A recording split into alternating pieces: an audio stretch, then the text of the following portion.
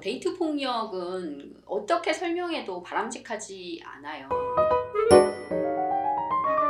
안녕하세요. 플리마인드 사이학TV의 정교수와 이쌤입니다. 네, 오늘은 부부의 세계에서 어떤 걸 같이 하기로 했었죠?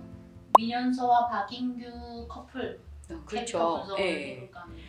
처음에 잠깐 그 두 캐릭터가 나와서 어떻게 하다가 갑자기 이렇게 쭉 몇 회가 사라져가지고 이제 안 나오나 보다 하다가 다시 출연했어요. 그쵸? 네, 갑자기. 갑자기. 그쵸. 그래서 그 두 캐릭터가 뭔가 흥미진진한 어떤 액션을 하는 것 같아요. 그 두 사람에 대해서 이쌤은 어떻게 생각하세요?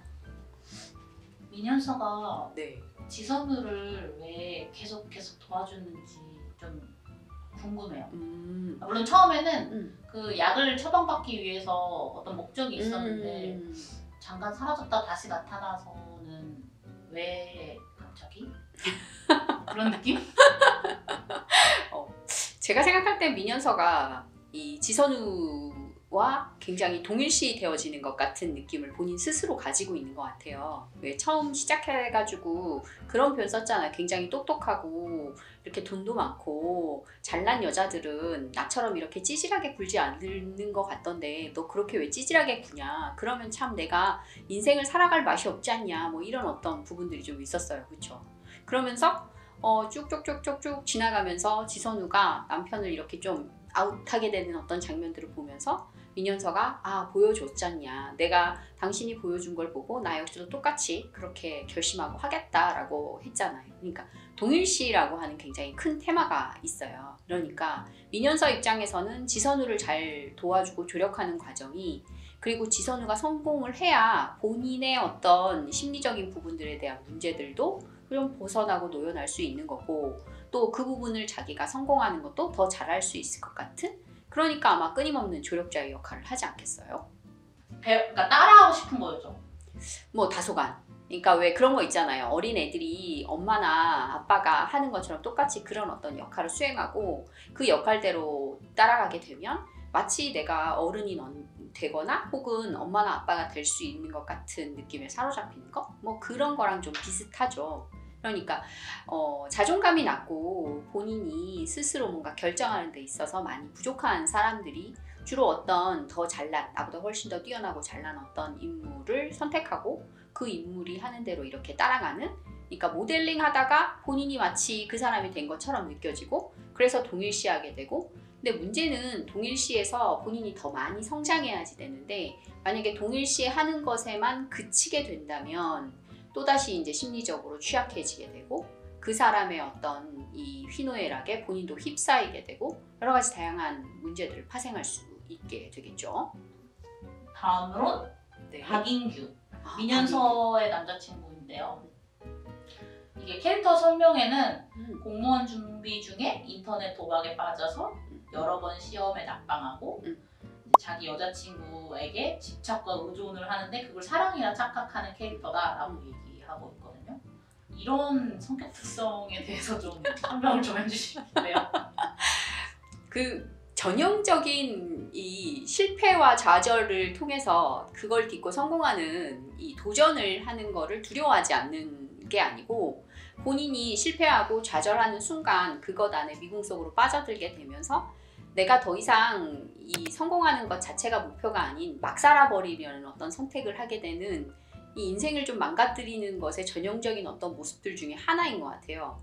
그렇게 막 살아가는 어떤 것을 선택할 때 정말 많이 선택하는 게 또 도박인 거예요. 그러니까 중독이라고 하는 것에 빠져들게 되고, 이 도박은 내가 이걸로 인해 가지고 딱 완전히 발을 탁 딛고 일어서면서 성공하겠다라고 하는 건데, 이 그런 일확천금이라고 하는 것 자체가 실질적으로 이게 완전히 매직 같은 거여서 이루어지기가 굉장히 어렵죠. 여튼 그런 스타일의 사람들은 성격 특성을 살펴보면 굉장히 충동적이고, 그리고 또 어떤 것을 끊임없이 유지해서 노력하는 것 자체를 좀 연속적으로 하는 것들을 좀 많이 두려워하고, 그리고 실패나 좌절을 경험하게 됐을 때 그걸 듣고 일어서는 전체의 과정을 본인이 할 수 없다라고 판단해서 생각하기 때문에 그런 사람들은 내가 조금씩 노력해서 어떤 과정으로 이루는 게 굉장히 어려워지는 거죠. 그러니까 본인을 더 망가뜨리고 파괴하고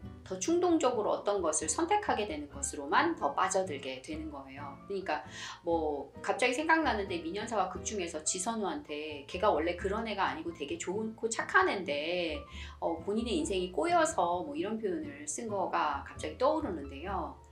다 착하죠. 착하지 않은 사람은 없어요. 그런데 착하지 않은 사람은 없는데 그 와중에 여자친구를 두들겨 패고 네. 그리고 본인의 인생을 막 살아가 버리는 선택을 하면서 모든 세상에 대해서 반항하고 세상은 왜 이 모양이냐면서 막 소리 지르고 하는 것 자체가 실제로 자신을 두고 향하는 절규 같은 건 거예요. 나는 왜 이 모양이야? 나는 왜 이렇게밖에 못해? 세상아 너 나 좀 봐봐 막 이렇게 소리 지르는 건데 얼마든지 그걸 긍정적인 방향으로 바꿔볼 수 있는데 그걸 더 부정적이고 파괴적이고 그런 쪽으로만 사용한다는 것 자체가 문제인 거죠. 지선우가 그래서 그 박인규한테 막 어떤 장애를 언급하면서 얘기했던 그 장면이 있는데요. 네네. 그럼 교수님이 보시기엔 어떤 성격 장애를 보이시나요? 일단 충동 조절의 문제가 굉장히 크고 파괴적으로 본인의 화를 참지 못하고 분노 폭발적으로 막 내잖아요. 그리고 반사회적인 어떤 부분들도 있죠. 그러니까 뭐 충동 조절이라든지 뭐 여타의 그런 것들을 포함하지 않은 뭐 충동 조절 장애라든지 뭐 이런 식으로 그 사람을 규정 지을 수 있을 것처럼 보여져요. 근데 후반부로 가면 갈수록 반사회성 장애라고 할 수 있을 만한 선택을 계속 하는 것 같아서 좀 염려스러운 부분이 있어요. 그런데 일반적으로 살펴봐도 처음에는 충동 조절 장애나 뭐 이렇게 반항하는 거나 그런 거에서 시작하게 되다가 나중에 점점 그게 반복되어지면서 반사회성인 어떤 부분으로까지 확장되어지거든요. 그렇기 때문에 그건 빨리 시급히 가까이에 그런 분이 있다면 누구인가?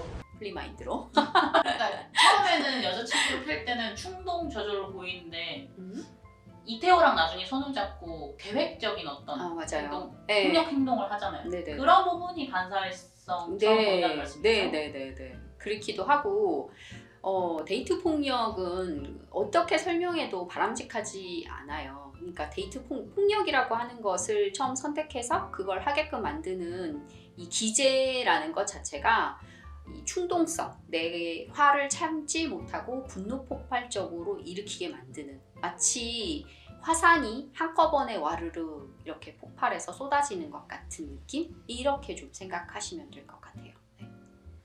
데이트 폭력이 많아져서 아유, 그럼요. 나쁜 사람이 너무 많죠. 네. 얼마 전에도 저희가 소견서를 써준 게 있는데 데이트 폭력에 한번 노출되게 되면 굉장히 많은 사람들이 그럼에도 불구하고 내가 마치 마리아처럼 쟤를 고쳐서 어떻게 할 수 있을 거야 라고 생각하는 많은 여성분들이 계시거든요.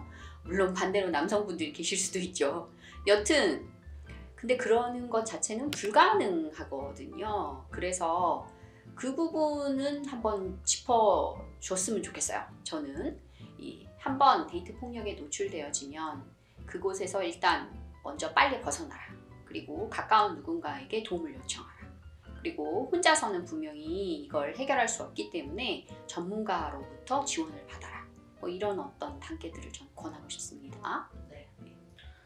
뭐 또 한 가지 얘기하자면 박인규를 봤을 때 힘든 일은 하기 싫고 불투명한 미래는 불안하고 근데 요즘 20대, 30대 젊은 친구들을 보면 약간 극단적인 누구는 엄청 일은 안 하고 불안한 미래는 걱정이 되고 근데 또 다른 사람은 엄청 스펙 쌓느라 열심히 사는데 불안한 거는 마찬가지 약간 이런 게 있더라고요. 박인규로 봤을 때 불평불만하는 사람들의 특성 중에 하나는 내가 주도적으로 이 상황을 바꿀 수 없을 거라는 생각에 사로잡혀 있기 때문에 불평불만을 계속 하는 거예요. 내가 주도적으로 내 삶도 바꾸고 세상도 바꿀 수 있을 만큼의 힘이 있다라고 생각을 하면 불평불만을 하는 그 시간에 그 과정들을 실행하겠죠.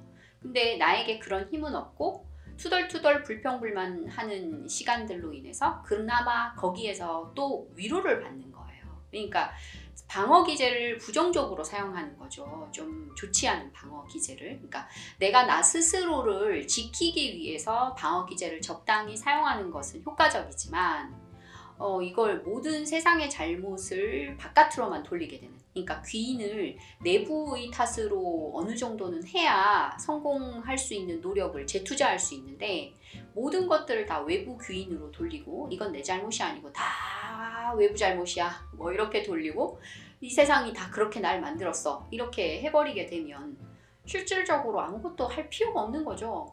어차피 좀 있으면 또 배고플 건데 지금 밥을 먹을 이유가 없는 거죠. 개인적으로 이 두 커플이 있어서 전체 부부의 세계라고 하는 드라마를 좀 재미있게 만들어주는 것 같아요.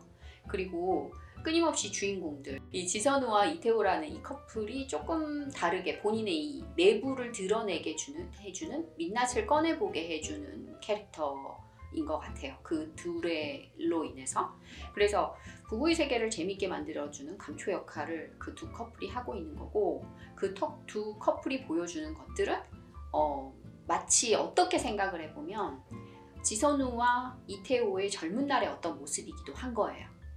이태호가 좀 약간 젊은 날에 부정적이고 제대로 뭔가 해나갈 수 없고 세상이 원망스럽고 이럴 때 한 줄기 빛처럼 지선우가 짜잔 하고 천사가 나타나게 되고, 그 천사가 지선우인 천사가 이태호를 끊임없이 도와주게 되면서 회복하게 된 거잖아요. 근데 여튼 이 두 캐릭터에 맞물려지는 부분들이 있고, 그런 부분들은 이 두 주인공의 깊은 내면을 들여다보게 만드는 것 같아서 저는 좀 재미있게 만들어주는 것 같아요.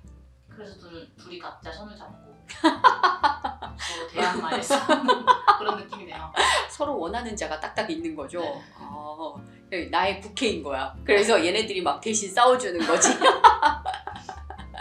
네, 오늘 싸약TV 부부의 세계에서는 이 두 캐릭터를 정리해보는 걸로 했습니다.